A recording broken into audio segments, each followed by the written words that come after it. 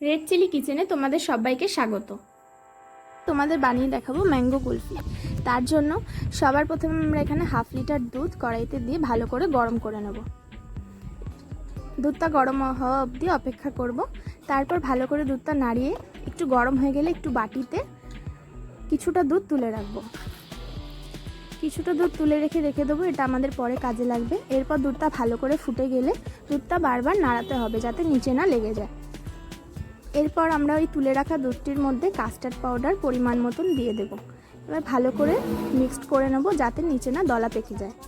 এরপর দুধটি ভালো করে যেই দুধটা ফুটানো আছে তার মধ্যে কাস্টার্ড পাউডারের মিশ্রণটি ঢেলে দেব। দিয়ে দুধটা যতক্ষণ না গাঢ় হচ্ছে ততক্ষণ আমরা অপেক্ষা করব। ভালো করে ফুটে গেলে কিছুটা এলাচ আমরা এখানে দিয়ে দেব। এতে দুধের গন্ধটা খুব ভালো আসবে, ফ্লেভারটা খুব ভালো লাগবে। এরপর আমরা পরিমাণ মতো এর মধ্যে কিছুটা চিনি মিশিয়ে দেব, যে যতটা মিষ্টি খাবে সেরকম অনুযায়ী। এরপর ভালো করে নাড়িয়ে দিয়ে এর মধ্যে আমরা কিছুটা ড্রাই ফ্রুটস অ্যাড করে দেব, যেমন কিছুটা কিশমিশ আমরা কুচি করে দিয়ে দেব, আর এর মধ্যে আমরা কাজু বাদাম আর আলমন্ড বাদাম গ্রেট করে দিয়ে দেব। গ্রেট করে দিলে কি হবে, মুখে দানা দানা পড়বে, খুব ভালো লাগবে কুলফিটা খাওয়ার সময়। আর আপনারা যদি চান কুচি করেও দিতে পারেন, আর আপনারা যদি চান এর মধ্যে একটু চিনে বাদামও অ্যাড করে দিতে পারেন, তাতেও কিন্তু খুব ভালো লাগে। তারপরে আমরা এটাকে আরেকবার নেড়ে নেব। নেড়ে নেওয়ার পরে আমরা এখানে খুব সুন্দর দুটো পাকা আম নিয়েছি। নরম হলে হবে না, একটু শক্ত পাকা আমগুলো হয় সেগুলো নিতে হবে। আর ওপরের ঢাকনাটা খুলে দিতে হবে। নেওয়ার পরে আমরা ছুরিটা দিয়ে আমের আটিটা আমের গা থেকে ভালো করে খুলে নেব, যাতে আমের আটিটা সুন্দরভাবে বেরিয়ে আসে, আমটা যাতে না ফেটে যায়। আমের আটিগুলো দেখুন বন্ধুরা, সুন্দরভাবে আমি বার করে নিলাম।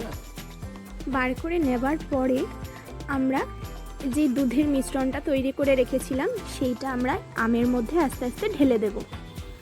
ঢেলে দেওয়ার পর দেখুন আমরা দুটো আমের মধ্যে আস্তে আস্তে ঢেলে দেব। ঢেলে দেওয়ার পরে যেই আমের ওপরের বোটাটা রেখেছিলাম ঢাকনা হিসেবে ব্যবহার করব, সেটা কিন্তু ওপর থেকে আমরা লাগিয়ে দিলাম। এরপর আমরা একটা বাটিতে দুটো আম রেখে ডিপ ফ্রিজে আমরা সারা রাতের জন্য এটাকে রেখে দেব জমাট বাঁধার জন্য। এরপর পরের দিন সকালে আমি আমটাকে বার করেছি। বার করে এই ওপরে যে ঢাকনা হিসেবে ব্যবহার করেছি এটা খুলে পিলার দিয়ে ভালো করে খোসাটা আমরা ছাড়িয়ে নেব। আমটা কিন্তু খুব শক্ত হয়ে যাবে বন্ধুরা, ভয় পাওয়ার ব্যাপার নেই যে নরম হয়ে যাবে, কাটবো কিভাবে। তারপর আমরা এই আমটাকে পিস পিস করে গোল গোল করে কেটে নেব। এরপর আমরা এই আমটিকে একটা সুন্দর প্লেটে ভালোভাবে সার্ভ করে নেব। তাহলে কত সহজেই আমাদের ম্যাঙ্গো কুলফি তৈরি হয়ে গেল। এটি কিন্তু খেতেও খুব সুন্দর।